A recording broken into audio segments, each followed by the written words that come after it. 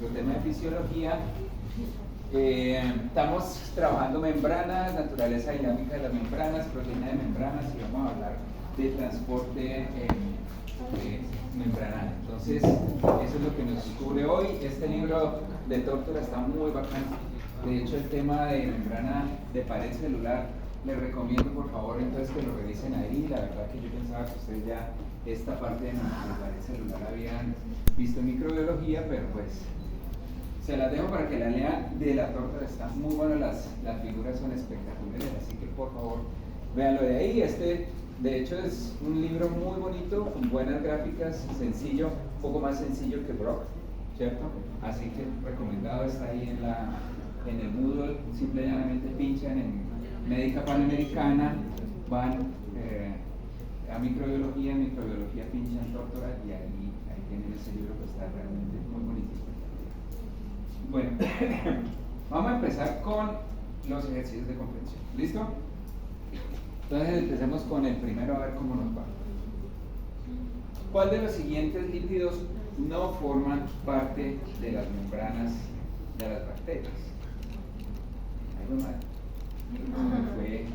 Se me fue la respuesta. A ver si sí. ¿Será que se me fue? Bueno, y sí, pues ni no. A ver. Glicerofosfolípidos, pues en últimas podemos ir diciéndolo. No forman parte de la membrana, de las membranas de las bacterias. Glicerofosfolípidos, ¿qué dice? Sí, pues forman parte de por supuesto. Esfingolípidos. Sí. Opanoides. No forman parte de la membrana de las bacterias. No, pues ya no tienen colesterol ni nada de eso. ¿Cuál de esos? Sí, no estaba la respuesta. Entonces, ¿cuál de estos no forman? Los esteroles. ¿Ah?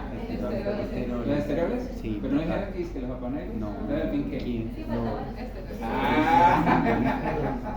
Exactamente, los esteroles.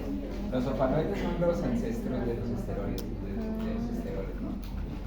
Y los esteroles a su vez son los precursores de los esteroides, que ya estos tienen una función más de señalización, ¿no? Entonces, claro, los opanoides sí, esfingolípidos en algunas, ¿no? Pero ante todo nosotros tenemos mucho esfingolípido en nuestra membrana, y los glicerofosfolípidos, pues ese es claramente constituyente. ¿Cuál de las siguientes moléculas no forma parte de la membrana de las arqueas? Attention please. Glicerol, ácidos grasos, isoprenoides, fosfatos. ¿Sí? ¿De acuerdo? ¿Todos? ¿Por qué? Ellos están en isoprenoides, no ácidos grasos. Muy bien. Los ácidos grasos no hacen parte de las membranas de las arqueas. ¿Sí? No hacen parte. O sea, no son el componente lipídico de la membrana, el componente hidrofóbico no son ácidos grasos, sino son isoprenoides, y eso es algo realmente muy interesante, por lo que les había comentado que nosotros se supone que somos derivados de una arquea, ¿no? Entonces en algún momento el metabolismo de la membrana, el metabolismo que llevó, o las rutas metabólicas que llevaron para la síntesis de la membrana, en ese ancestro arqueano se cambió por el de la membrana bacteriana, pero por el otro lado el componente genético se mantuvo en su mayoría arqueano, ¿no? Somos genéticamente bastante parecidas a las arqueas, pero curiosamente hacemos las membranas como las bacterias. Bueno, ¿cuántas maneras de generar membranas celulares tiene tiene la vida? ¿Una, dos o tres? De las que vimos. La vida en última soluciona el problema de hacer membranas de varias maneras, ¿no es verdad? Eso ya vimos. Dime, 22, por ahí. No, creo que dos. A ver, haga sus apuestas. ¿Qué? ¿Dos? ¿Tres? ¿Tres? Reines dice tres. A ver, ¿qué decimos? ¿Por qué? A ver, la primera. Bueno, no, en ese sentido no. ¿Cuáles? Vamos con glicerofosfolípidos hechos con ácidos grasos, ¿no? Esos son los de las bacterias, ¿cierto?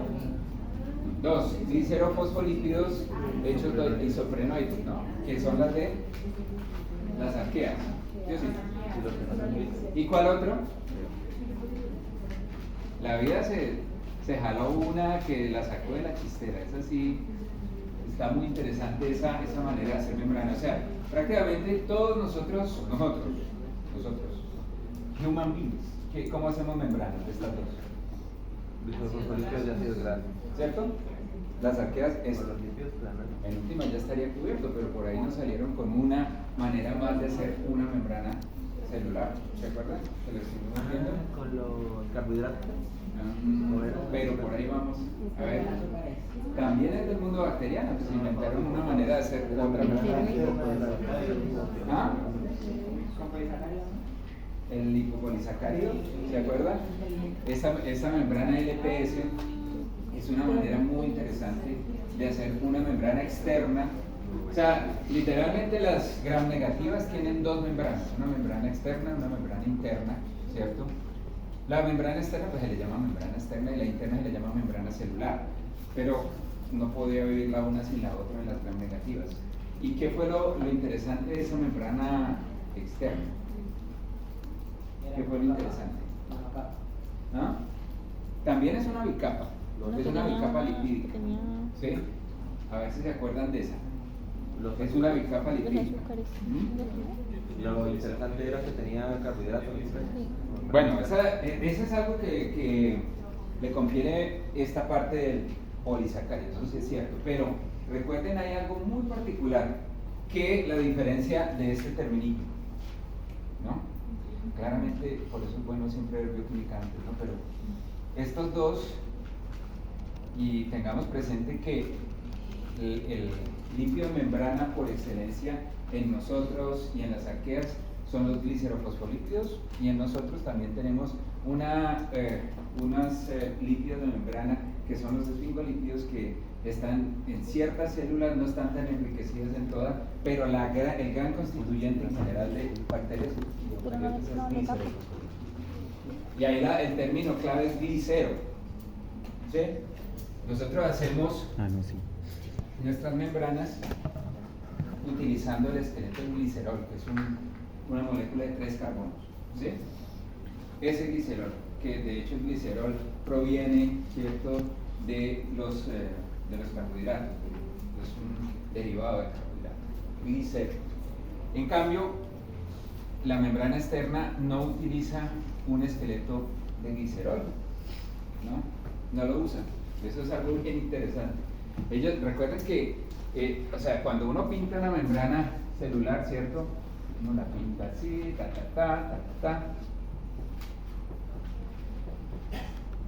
¿cierto? La bicapa lipídica, la célebre bicapa lipídica. En las arqueas podemos tener algo así o podemos tener algo así, ¿no es verdad? Podemos, no necesariamente. Hay algunas que también tienen 2 capas y otras que tienen monocapa, que era lo que decía Reina. Pero en el caso de los glicerofosfolípidos, pues en este caso tenemos como la molécula clave, pues el glicerol, ¿no?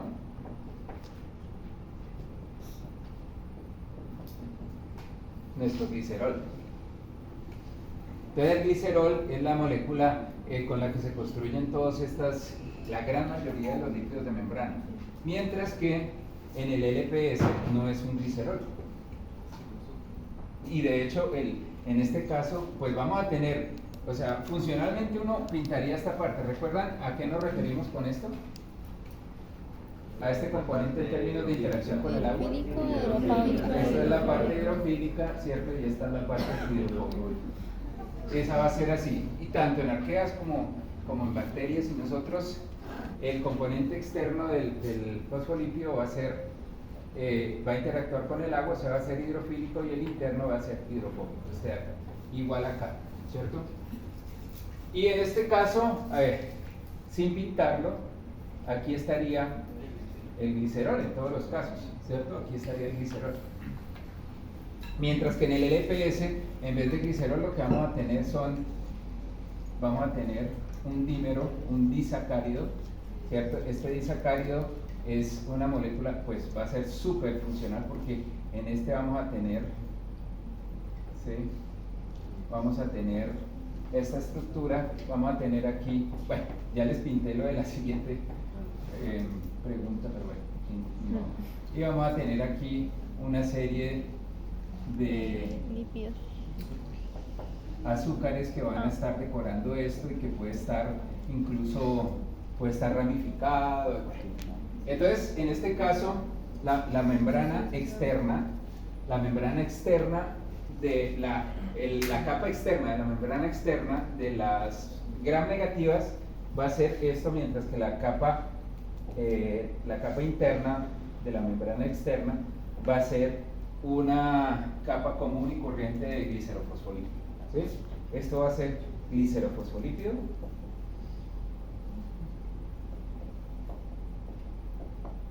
Mientras que esta es algo diferente. ¿Ven qué simpático cómo crearon esta membrana de la nada? Hicieron una quimera entre una capa de glicerofosfolípido y una capa que es el LPS, el lipopolisacárido, ¿no? El lípido A, recuerden que este es el célebre lípido A, ¿cierto? Este lípido A, ¿recuerdan también cómo se le llama? El lípido A, que es el de los choques sépticos. Cuando uno tiene un choque séptico, se debe a en la mayoría de los casos, ¿cierto? Esta es una endotoxina, la célebre endotoxina. Tenemos ese componente y tenemos el componente del carbohidrato, ¿no? Y recuerdan qué característica le da al carbohidrato tener tantos carbohidratos a la bacteria. Esto es como un bosque. Esto es como un bosque, y los que están viendo genética de acá se dieron cuenta que nosotros tenemos que, para introducir ADN en la célula bacteriana, para introducir un ADN externo en esa célula, tenemos que neutralizar a este componente carbohidrato, porque este va a tener carga y va a ser polar. Entonces, como un bosque, literalmente, ¿cierto? Se le va a conferir muchísima diversidad a la capa externa, la va a proteger muchísimo. La capa va a proteger el contenido interior del exterior con estos árboles que está extendiendo de carbohidrato, ¿sí? Este componente de carbohidrato también para nosotros nos va a dar una herramienta para caracterizar serológicamente el tipo de bacteria con el que estamos tratando, ¿sí? Porque una sola ramificación que tenga, ¿sí? Una sola ramificación, esta que tiene a este lado y esta no lo tiene, ya tiene una característica serológica diferente, y lo podemos decir E. coli O156, E. coli O157. Va a ser la diferencia entre uno y otro por un solo carbohidrato. Entonces, obviamente para nosotros es eso, para ellos es identidad, es diversificación, le va a permitir, variando los carbohidratos, le va a permitir, por ejemplo, evadir el sistema inmune. Eso es algo muy, muy simpático, porque llega el sistema inmune, le genera anticuerpos contra los polisacáridos. Entonces lo que hace la bacteria es cambiarle el orden de los azúcares en esa capa y puede evadir fácilmente la respuesta. Es una cosa muy, muy simpática. Pero entonces estos se basan en un disacárido, mientras que estos, el esqueleto es un glicerol. Muy inteligentes, súper inteligentes. 3 tipos de membranas celulares. Claro, eso está solo en las gram negativas, ¿no? Este lipopolisacárido. Bueno, dibujamos ya, ¿no? Los quería poner a dibujar, pero recomendado también para que vayan preparándose para el parcial, que por cierto, recuerden cuándo es el parcial. ¿Cuándo es el parcial? ¿Ah? En 2 semanas. ¿Y 2 semanas qué fecha es? 13. Ánimo que se puede. Ánimo que se puede. Sí. Este va a ser entonces el parcial del primer corte. Vamos a llegar hasta la próxima semana. Vamos a hablar un poco de las moléculas de señalización en bacterias, y pues ahí terminamos ese primer corte. ¿Listo? Listo. Entonces, cuando les digo dibujen un esquema, ¿sí? No es que dibujen detalle, ¿no? Si se acuerdan, la semana pasada les mostré esquemas de cómo pintar un glicerofosfolípido de ácidos grasos, un esfingolípido, ¿cierto? Eso les mostré cómo se pintaba esquemáticamente. en bioquímica sí lo dibujamos, lo tenemos que dibujar en forma, ¿cierto? Estructuralmente, con todos los detalles, pero esto es esquemáticamente algún voluntario o voluntaria o voluntaria. A ver, el fosfatidato, que digamos que es el glicerofosfolípido básico, por excelencia. A ver.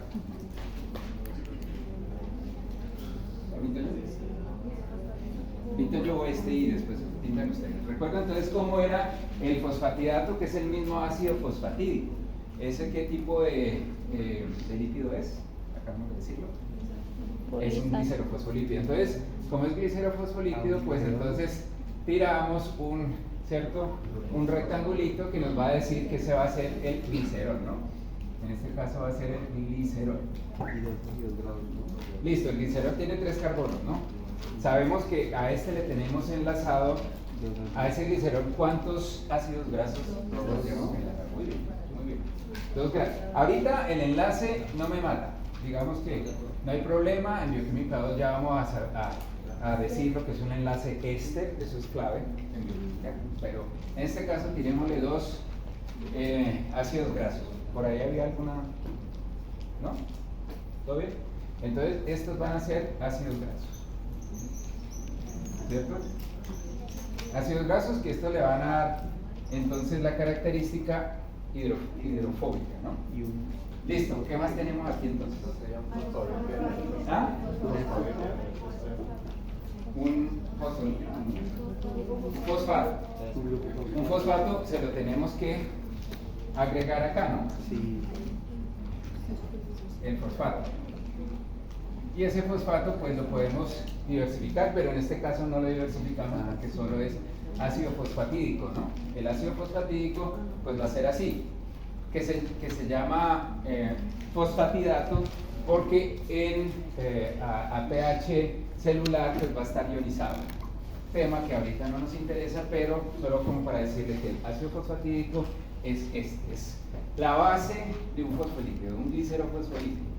El ácido fosfatídico pues después se va a modificar para generar otro tipo de derivados como la fosfatidilglicerina, la fosfatidiletoanolamina, el fosfatidilinositol. Todos esos se basan en este amino. Y verá que no es difícil esquemáticamente. Ya les digo, en química si vamos a pintar cada enlace, los enlaces son fundamentales que los pintemos bien. Aquí pues tener presente que esto es glicerol, 3 carbonos, ¿cierto?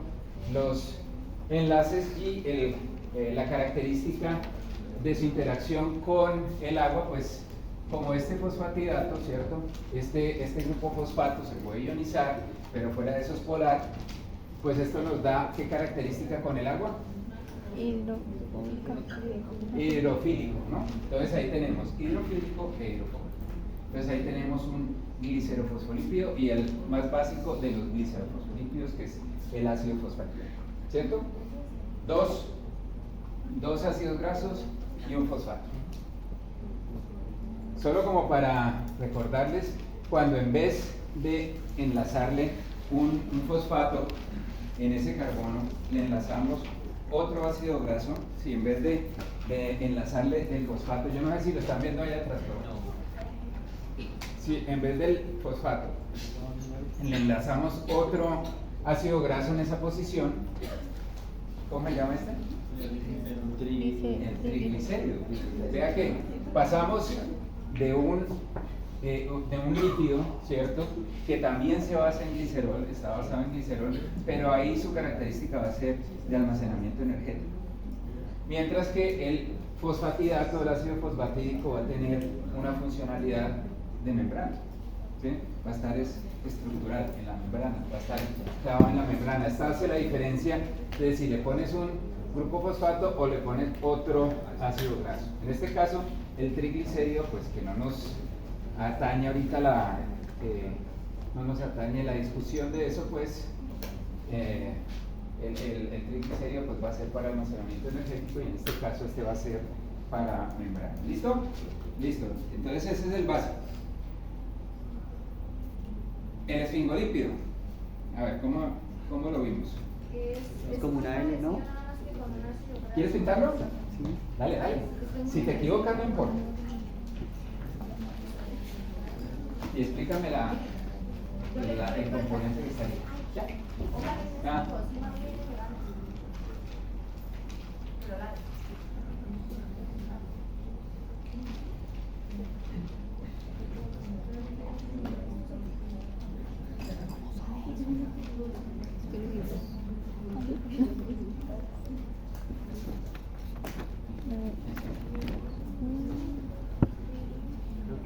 Más o menos. Pero bien, muchísimas gracias.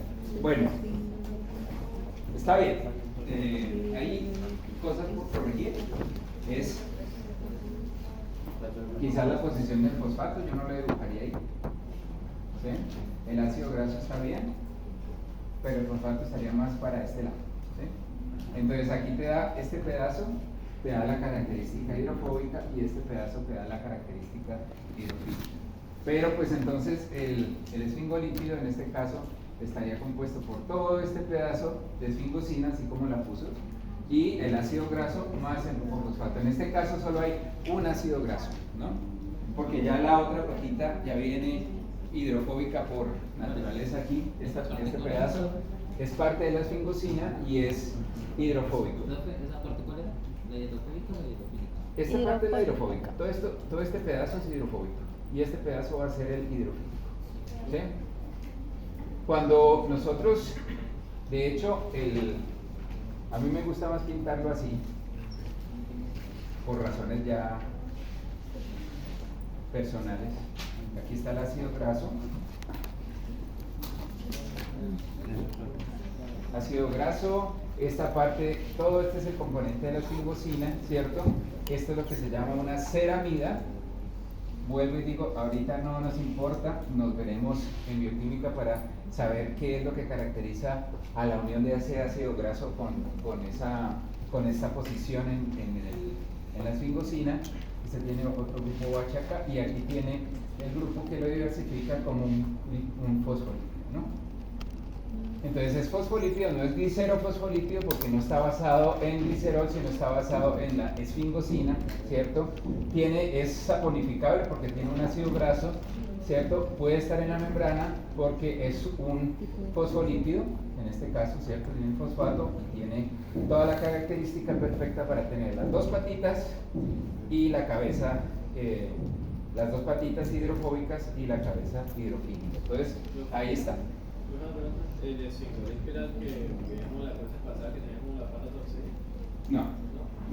La pata torcida va para el ácido graso, para el tipo de ácido graso, ¿no? Los ácidos grasos van a tener, de acuerdo a si los enlaces están saturados o insaturados, ya lo vamos a ver. Pero bueno, entonces, otro lípido de membrana. Y también es un fosfolípido, pero no es un glicerofosfolípido, ¿no? Entonces, tener presente eso. ¿Quién lo tiene? Pues nosotros sí que lo tenemos en nuestras neuronas, están repletas de esto. Ellos le confieren una característica interesante a la movilidad, a la dinámica celular, ¿cierto? Bueno, el esterol, los esteroles, esto sí, recuerdan que como les había dicho que los podíamos pintar. Tenemos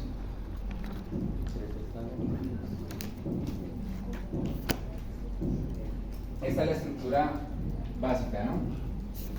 3 hexágonos, un pentágono, y de ahí para allá el pipicito 1H y listo. De ahí uno empieza a modificar y dependiendo de qué tipo de enlace tiene con este carbono, podemos modificarlo y generar testosterona, podemos generar estradiol. Bueno, esta es la base de lo que es un esterol. En los opanoides tenemos un hexágono más, ¿se acuerdan? ¿Y recuerdan cuál es el precursor de esta molécula? No, panoide. Metabólicamente, ¿de qué vía metabólica vienen los esteroles? Los ácidos grasos vienen de la ruta de síntesis de ácidos grasos, ¿no? Fatty acid synthesis. Esa es la ruta de los ácidos grasos, mientras que los esteroides, esteroides y todo eso, ellos vienen de la ruta, una ruta que se llama el mevalonato, pero son isoprenoides. Ah, ¿Y quién es el suprenoide también?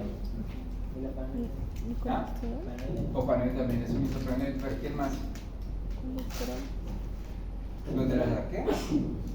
Las membranas de las arqueas, recuerden que su base, su unidad de 5 carbonos que se utiliza para generar toda la patita hidrofóbica en los fosfolípidos, en los glicerofosfolípidos de las arqueas, esta patita es isoprenoide en las arqueas.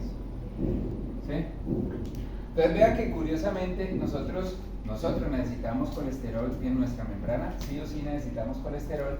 O sea que sí, en última sí necesitamos un miembro de la familia de los isoprenoides, pero solamente lo necesitamos en ciertas regiones, mientras que para las arqueas todas sus paticas hidrofóbicas, todas son isoprenoides. Muy bonito. Esto evolutivamente es algo bien bonito. Bueno, y el LPS ya lo pintamos, ¿no? Lo acabamos de pintar. Esquemáticamente, por eso les digo, esquemáticamente no se me vayan a poner al detalle, a poner cada cosa, porque como no hemos visto bioquímica, pues entonces no podemos, no se les puede exigir pues que muestren los enlaces como deben ser. ¿Listo? Pero bueno, ya sabemos, la vida a sus vueltas ha resuelto problemas de diferente manera, pero funcionalmente tienen exactamente la misma equivalencia. Eso es una cosa fantástica. Así que bueno, vámonos con el recorderis de lo que habíamos hecho la semana pasada. Bueno, la semana pasada estudiamos un poco acerca de la dinámica celular, ¿no? Porque como son lípidos de membrana, y pues sabemos que los lípidos son bastante dinámicos, uno entre ellos pues solamente es pisar una mancha de aceite y ahí uno se cae inmediatamente, uno sabe que ellos, la dinámica de ellos es bastante alta. Pues esto obviamente llevó a una serie de experimentos que concluyeron pues que la membrana es un mosaico fluido. De hecho, la hipótesis del mosaico fluido se propuso en 1970. ¿Sí? Este es el artículo del que se derivó el modelo del mosaico fluido. Entonces, desde ese tiempo ya se tenían técnicas en donde se permitía marcar proteínas de membrana. ¿Sí? A ver, como para venir un poquito con el contexto muchas veces nosotros tenemos esa imagen dinámica, pero otras veces no. Uno ve una estructura en un libro y cree que eso es estático, pero resulta que nosotros somos, como diría Ilya Prigogine, somos estructuras disipativas, nos estamos haciendo y deshaciendo continuamente, y la dinámica existe, y eso muchas veces es algo que nosotros no apreciamos en un libro que presenta proteína, membrana de doble capa, y ahí está la proteína. Uno cree que todo el tiempo va a estar ahí, ¿no? Y resulta que eso se está moviendo, como les decía, como es estar en un concierto, ¿no? Que lo siguen a uno en un concierto, uno no va a estar todo el tiempo en el mismo sitio. Entonces esta gente se preguntó si había movimiento, pues dadas las características lipídicas de la membrana, pues si de alguna manera esa membrana tenía elementos estáticos, o era estática o era dinámica.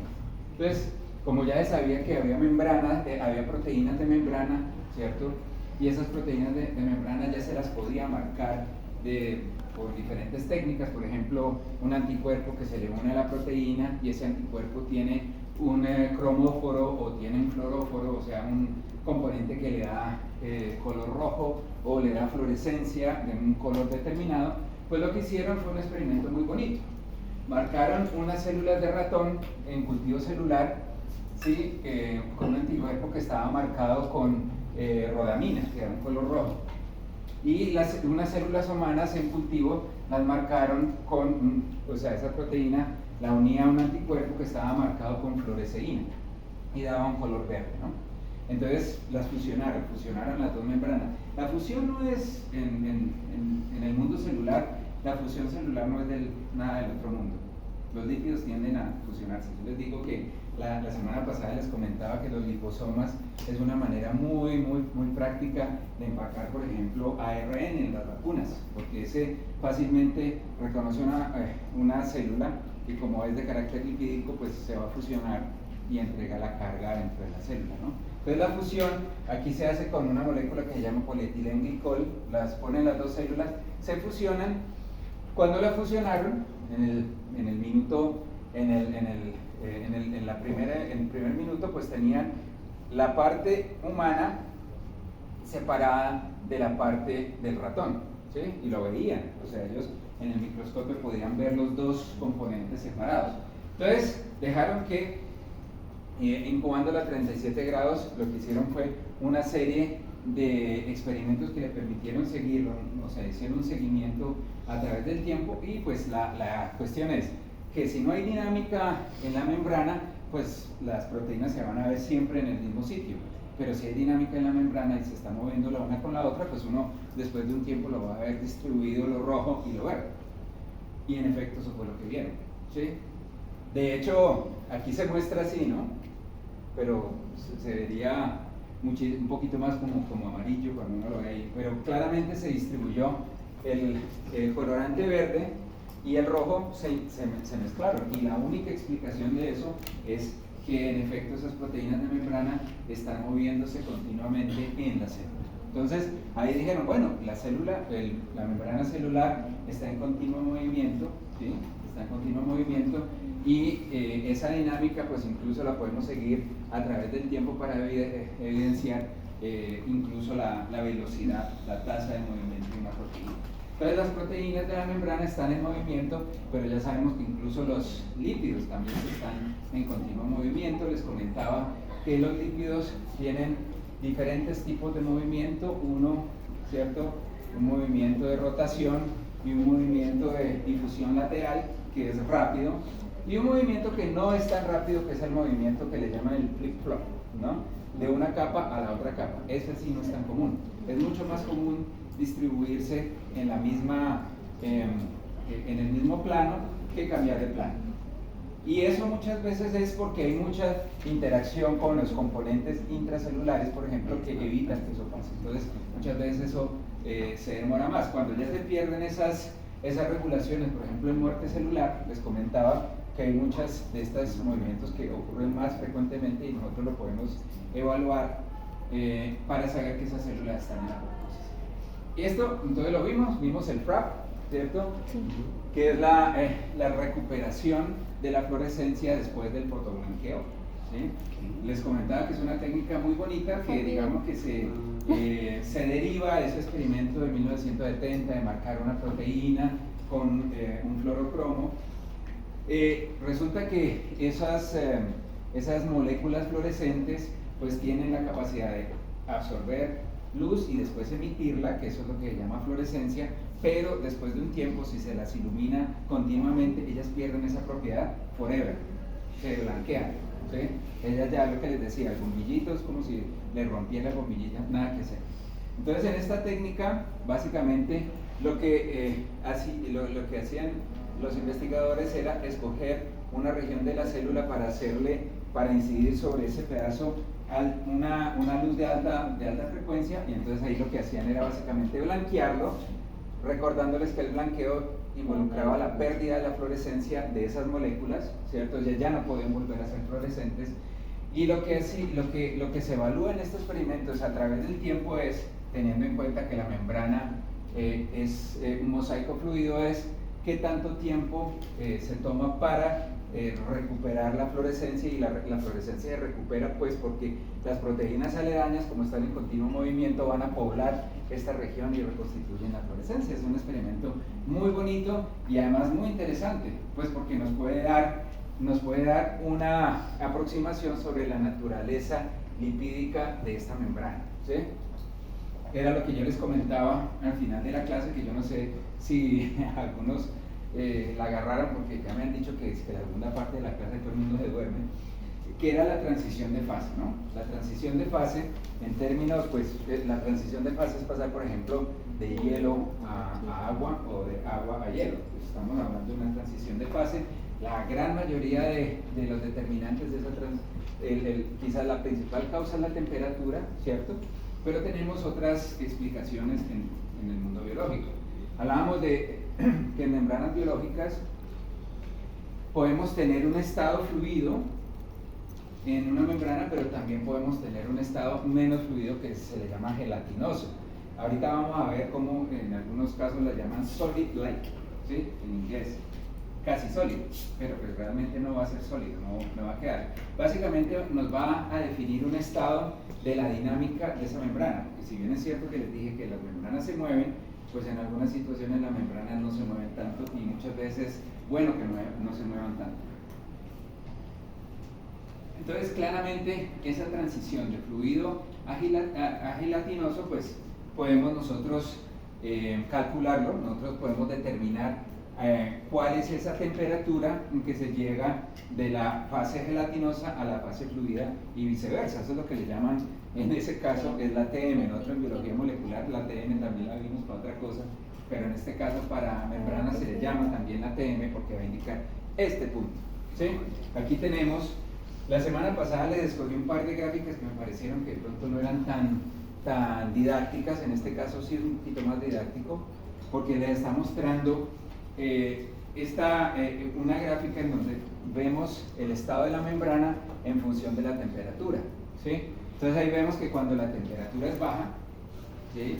la membrana se presenta más en estado menos dinámico, o sea que sería como el estado gelatinoso, y eso es lo que yo les digo que aquí le llaman solid-like, ¿no? Más gelatinoso. No se lo imaginen que es un sólido, sino simplemente que la dinámica en la membrana es muchísimo más baja. Y claramente eso se explica porque la energía cinética es baja, ¿no?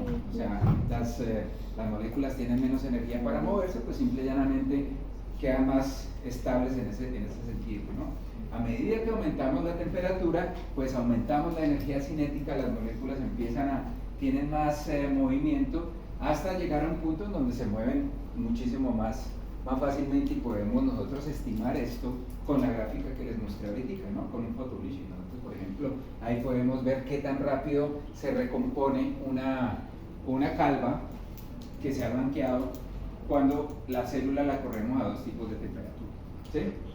Esto, por ejemplo, nosotros hacemos el experimento, ¿sí? Estos experimentos de membrana los podemos hacer in vitro, aislando membranas, teniendo proteínas dentro de esa membrana y variando las temperaturas, ¿no? Variando las temperaturas, pero resulta que la vida, ¿cierto? Nosotros tenemos algo bien interesante, es que nosotros vivimos en un rango de temperatura interno muy, muy limitado, ¿no es verdad?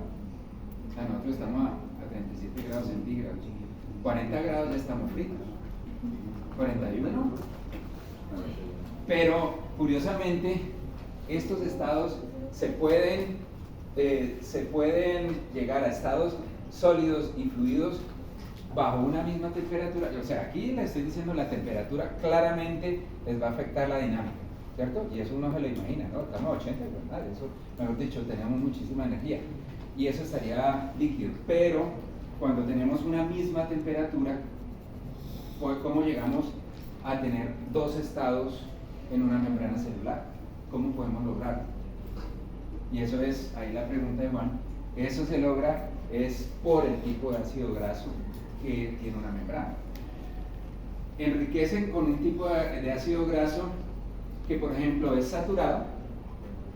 Estos son los ácidos grasos saturados. Saturados se le llama porque todos los carbonos están enlazados con un hidrógeno. Está saturado, todas las opciones de ese carbono para tener enlaces con hidrógeno están saturados, por eso se llama saturado. Entonces nótese ahí la característica de ese ácido graso, ¿no? El ácido graso saturado realmente tiene una estructura lineal que les va a generar esta situación, ¿sí? Cuando están todos con esa misma estructura así lineal, forman esas columnas que se pueden apilar fácilmente y puede haber interacciones no covalentes tipo fuerzas de Van der Waals, que son las que predominan en las interacciones hidrofóbicas, ¿sí?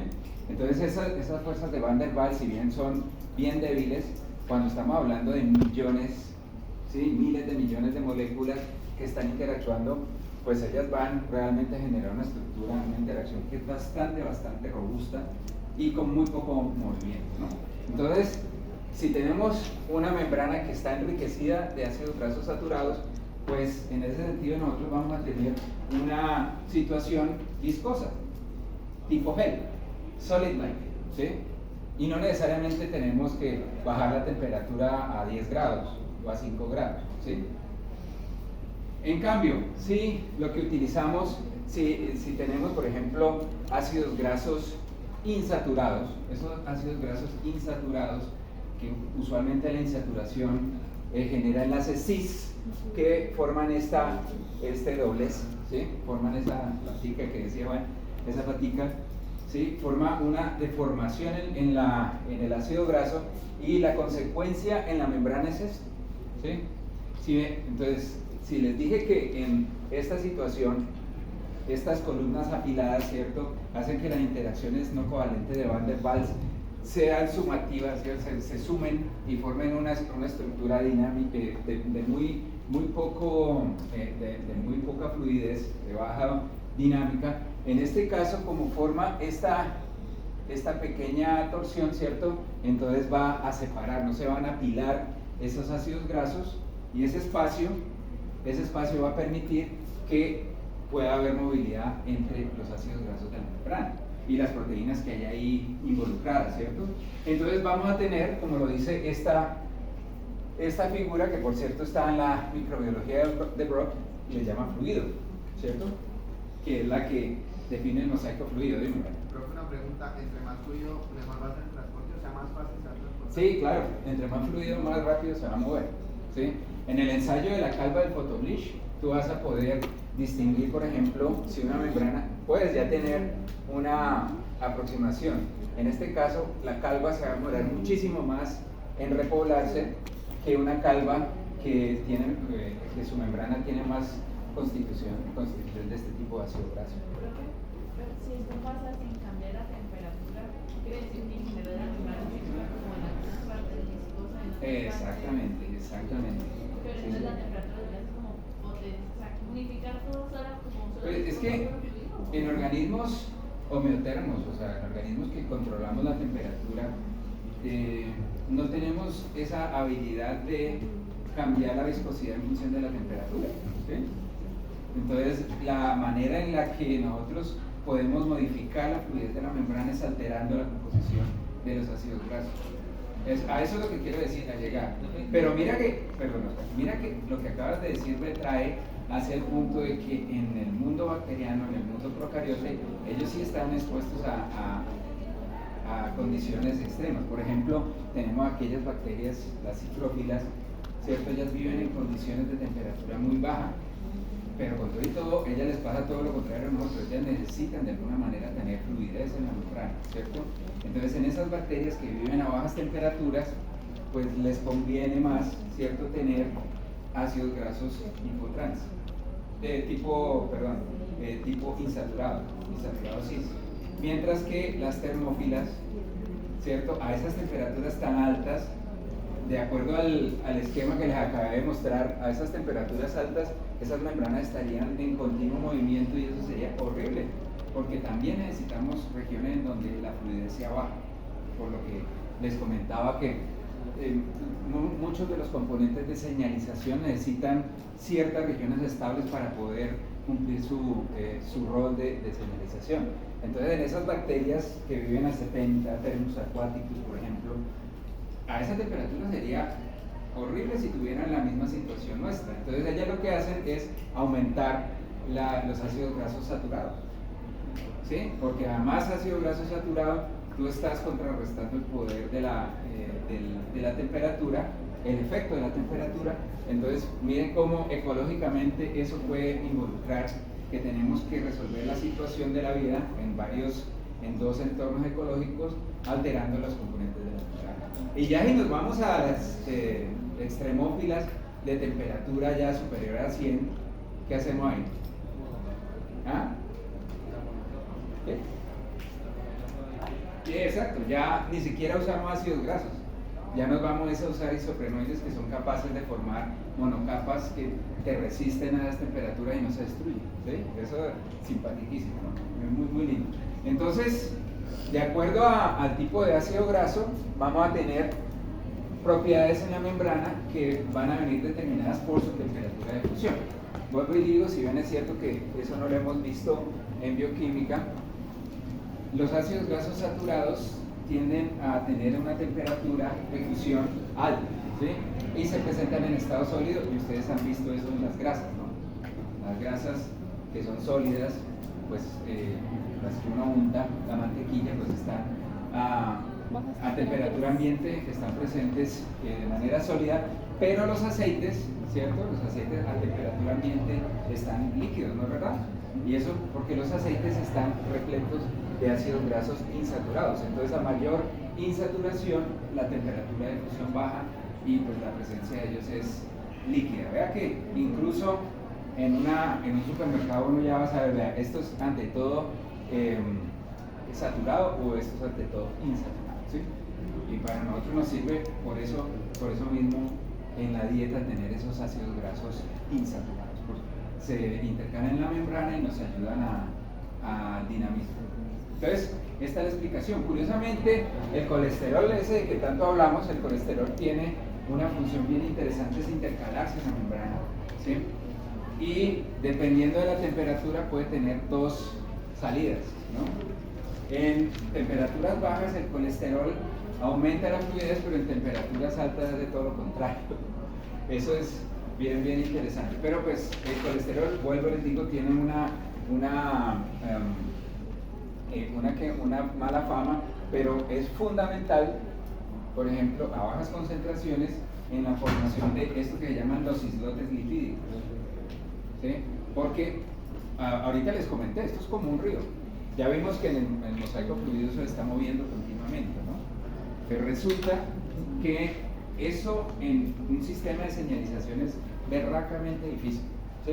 Imagínese que usted le quiere pasar una señal, usted le quiere pasar un mensaje a un compañero, pero ustedes están en movimiento, el otro compañero está en movimiento y no lo puede pasar porque está en movimiento. Les toca de alguna manera para transmitir el mensaje tener al menos un momentico de pare un momento, quédese ahí quieto, aunque todos sigan moviéndose, quédese quieto, que le va a pasar el mensaje.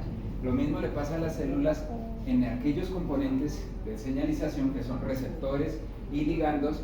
A ellos les sirve tener estos islotes lipídicos. Aquí tenemos un ejemplo de varios islotes lipídicos, esos islotes lipídicos que le llaman membrane graft, ¿sí? Ellos tienen la función de agrupar en esos islotes proteínas que están involucradas en señalización, ¿sí? Receptores, por lo que les acabo de decir. Agrupan varios receptores porque los receptores agrupados permiten potenciar una señal que venga del exterior. Sí, un islote, si no hay islote lipídico y las proteínas están distribuidas en toda la membrana, no van a potenciar la señal y no se puede prender la respuesta que uno quiere. Eso es algo hasta cibernética la cosa. Entonces, los islotes en una membrana que está en continua fluidez, los islotes se hacen, eso es bien simpático, especialmente nosotros. Nosotros esos islotes los tenemos repletos de colesterol que se ven acá, vean. El colesterol está enriquecido en los islotes y los esfingolípidos, por ejemplo. Los esfingolípidos reducen muchísimo la dinámica de los fosfolípidos de membrana. Eso y el colesterol ayudan a que esos islotes se formen, pero también de la misma manera que se forman se pueden desagregar, entonces también son dinámicos, pero por lo menos permite que en un tiempo determinado se pueda generar el mecanismo de señalización entre la membrana y el medio externo o entre dos membranas. Eso, ¿cómo está? Eso es algo fundamental. Entonces, Profe, como para aclarar que se me hizo la duda, o sea, esos islotes, a pesar de que son las conexiones entre esos receptores, ¿eso es lo mismo que el solid light o eso son cosas diferentes? bueno, es que eso que estás diciendo, esto es en una membrana que está en un estado de fluidez determinado.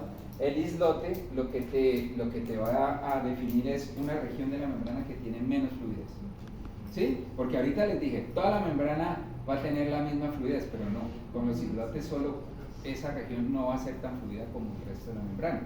¿Por qué? Pues por lo que te digo, porque necesitas que esa región agrupe, por ejemplo, receptores. Ustedes que están viendo inmunología, ¿cierto? La inmunología es básicamente receptores de membrana, ¿cierto?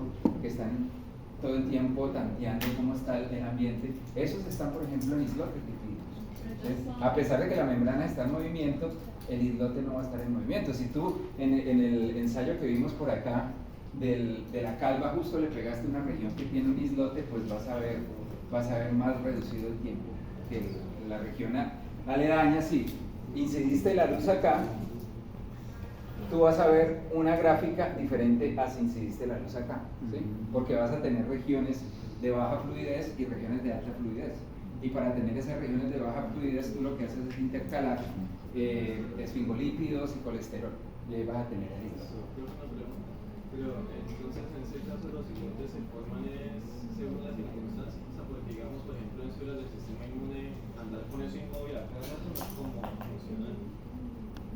Exacto. Los islotes lipídicos no ocurren en todas las células a la misma frecuencia. Las células que tienen un papel fundamental de señalización tienen esos islotes lipídicos, otras no lo tienen. Por eso fue tan difícil definir el término de islote lipídico, porque muchas veces no necesariamente todas las células tienen los islotes lipídicos. Entonces uno decía, venga, aquí yo veo en mi extracción de membranas, veo que ¿cómo lo determinaron? Porque lo que hacían era tomar las células, las lisaban con un detergente, ¿cierto? Los detergentes resulta que ellos lo que hacen es solubilizar los lípidos de membrana, pero resulta que esta gente veía que había una fracción que era súper resistente a la solubilización. Y ellos decían, ¿esta vaina por qué? Entonces cuando empezaban a ver el contenido de esa fracción que era resistente al detergente, se dieron cuenta que estaba enriquecido en colesterol y en esfingolípidos. Entonces ahí dijeron ellos, ve, qué curioso, volvieron a hacer el experimento, encontraban eso, en otras células no encontraban esas fracciones tan fácilmente. Entonces claro, la gente que lo miraba en otras células decían, eso es falso, pues no, vean en esta. Y cuando hacían ahí, veían esas fracciones que eran resistentes a detergente. Cuando dieron cuenta y pusieron pues entonces el esfuerzo en ver en tiempo real, utilizando la microscopía de fluorescencia, claro, lo que empezaban a ver era que justamente había parches en la membrana que estaban definidos por esas moléculas. Pero eso sí es cierto lo que acabas de decir. De hecho, en las bacterias se creía que no existían RAF y encontraron que en las bacterias también hay islotes lipídicos, también los hay.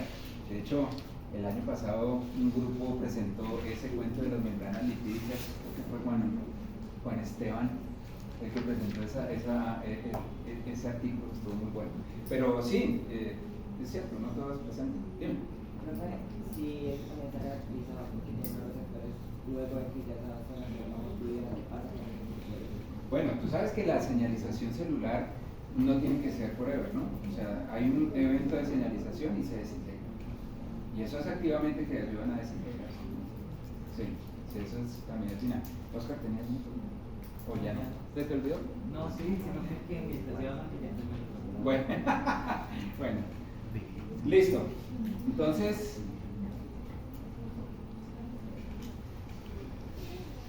se trabó. No, mira, aquí sí pasa, pero aquí no pasa. ¿Qué será lo que pasa? ¿Qué?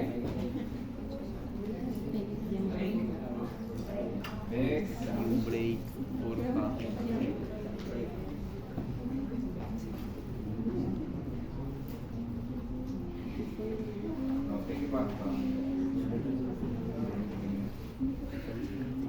Bueno, entendido eso, ¿no? ¿Cómo solucionamos el problema a la misma temperatura, diferente fluidez? Ya lo vimos, ¿no? Y en la naturaleza, a diferentes temperaturas, ¿cómo hacemos para tener la misma fluidez? Ya vimos, ¿no? Eso es una cosa excepcionalmente fantástica. Mucha gente ve qué pasa. No sé qué pasa, chicos. ¿Algo pasó? Profe, break mientras arregla las diapositivas. Por favor. ¿No me está corriendo?